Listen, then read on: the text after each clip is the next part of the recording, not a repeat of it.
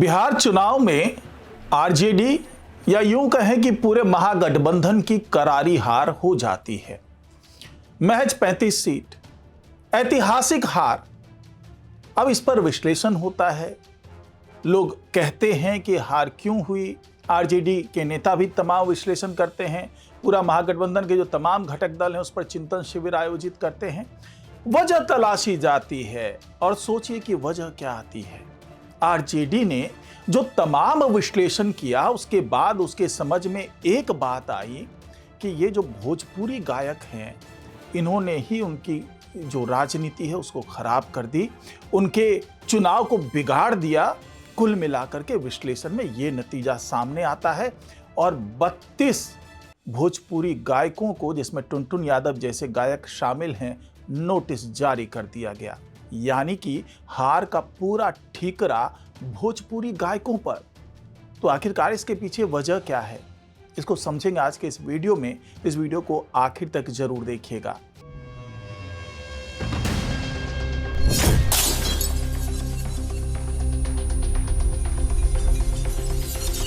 नहीं, मेरा कोई परिवार नहीं है। अब ये जाकर के आप संजय, रमेश, तेजस्वी यादव से पूछिए।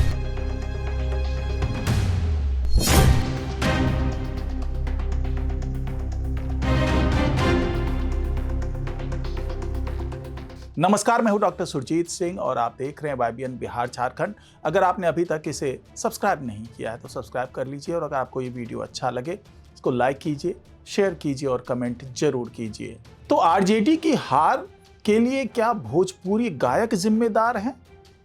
आप कहेंगे कि भाई ऐसा कैसे हो सकता है कि भोजपुरी गायक मिलकर के किसी पार्टी को हरा दें? ऐसा तो हो ही नहीं सकता, जबकि बड़े बड़े भोजपुरी जो स्टार हैं वो आरजेडी के टिकट पर चुनाव लड़ रहे थे। खेसारी यादव की बात कर लें तो आखिरकार ऐसे हुआ कैसे? आखिरकार वो बात क्या थी जिसके चक्कर में आरजेडी के नेता तेजस्वी यादव तक भन्नाए हुए हैं? आपने अगर भोजपुरी गायकी के शौकीन हैं, आप भोजपुरी गाने सुनते हैं तो आपने 2-4 गाने सुने होंगे चुनाव के दौरान, और इन गानों का जिक्र खुद पीएम मोदी ने अपने कैमूर की चुनावी सभा के दौरान किया था। अब गाने के बोल सुन लीजिए। पहले गाने के बोल हैं, भैया की आएगी सरकार बनेंगे रंगदार। जी हाँ, ये गाने के बोल हैं। अब दूसरा गाना जो है जिसके बारे में पीएम मोदी ने भी बताया कि सिक्सर से 6 गोली मार दे छाती में। अब एक और गाना बनता है कि 6 ठो गोली मारब कपारे में। अब सोचिए, ये सब गाने के बोल हैं। अब भोजपुरी जगत जो है वो ऐसे गानों के लिए प्रसिद्ध है। द्व्यर्थी जो मायने वाले गाने हैं वो भी लगातार गाए जाते हैं। तो आखिरकार ये सब जो गाने थे उसके बारे में पीएम मोदी ने जिक्र क्यों किया? तो पीएम मोदी ने कहा कि भैया, यानी कि भैया की सरकार, भले उसमें सीधे सीधे तेजस्वी यादव का नाम नहीं लिया गया था, लेकिन पीएम मोदी ने उसका जिक्र करते हुए कहा कि देखिए भैया, अगर इनकी सरकार आएगी तो क्या होगा, यानी कि रंगदार बनेंगे ये लोग और सिक्सर से 6 गोली मार देंगे छाती में।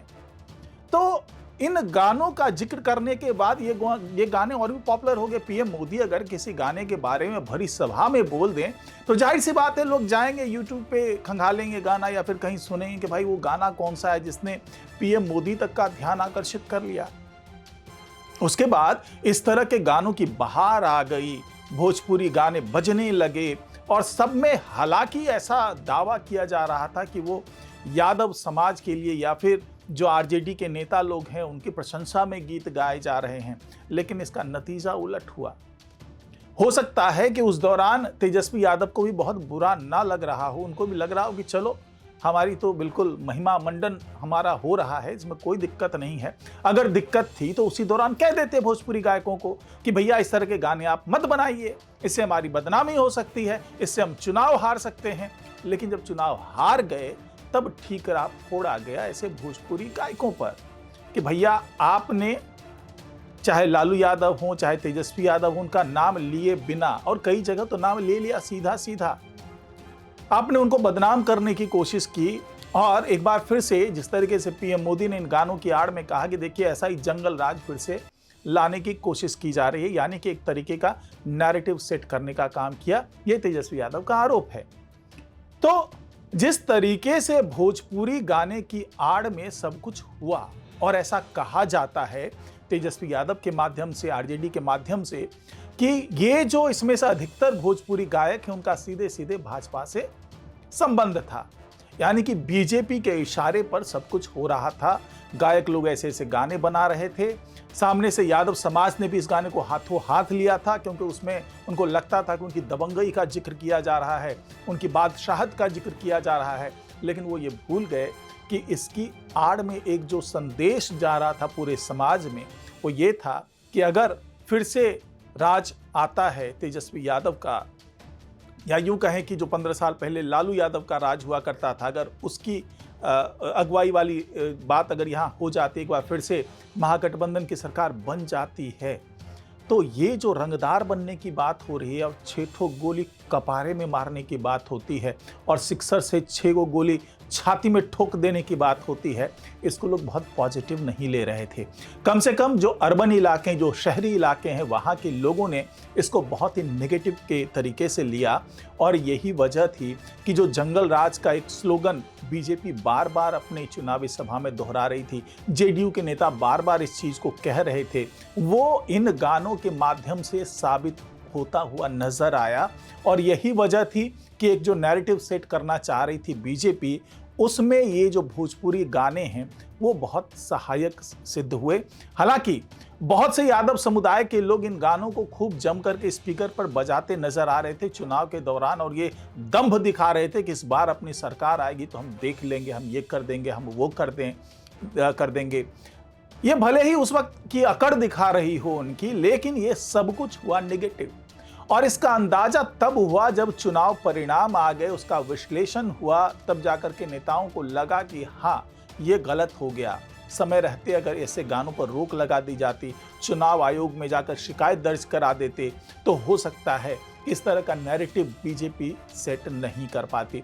लेकिन वो कहते हैं ना कि अब क्या पछताएं जब चिड़िया चुग गई खेत। अब नोटिस दे रहे हैं, कारण बताओ नोटिस दे रहे हैं, उनके खिलाफ कार्रवाई करने की बात कर रहे हैं, लेकिन सरकार तो बीजेपी की है। अगर बीजेपी और जेडीयू की सरकार, एनडीए की सरकार जो है, उसको ऐसा लगता है कि इन भोजपुरी गायकों के कारण उनको चुनाव जीतने में वो मिली है, आसानी हुई है, चुनाव जीतने में उनको समर्थन मिला है, तो हो सकता है कि वो अब भले पहले उनके इशारे पर ना हो रहा हो, लेकिन अब अगर ऐसा कुछ लगता है तो जाहिर सी बात है दुहाई करने के लिए जाएंगे ये भोजपुरी गायक सरकार के पास, और सरकार तो समर्थन करेगी इनका। अगर वाकई सरकार के इशारे पर ये सब कुछ हुआ है, तो क्या इसको यूं कह सकते हैं कि खिसियानी बिल्ली खंभा नोचे, यानी कि ये जो भोजपुरी गायक हैं अब भले साइडलाइन हो गए हों, उनके जो गाने हैं अब अप्रासंगिक हो चुके हैं, लेकिन इन गानों ने क्या तबाही मचाई, इसका एक नज़ारा इस नोटिस में देखने को मिल रहा है जो आरजेडी ने इन 32 गायकों को जारी किया है।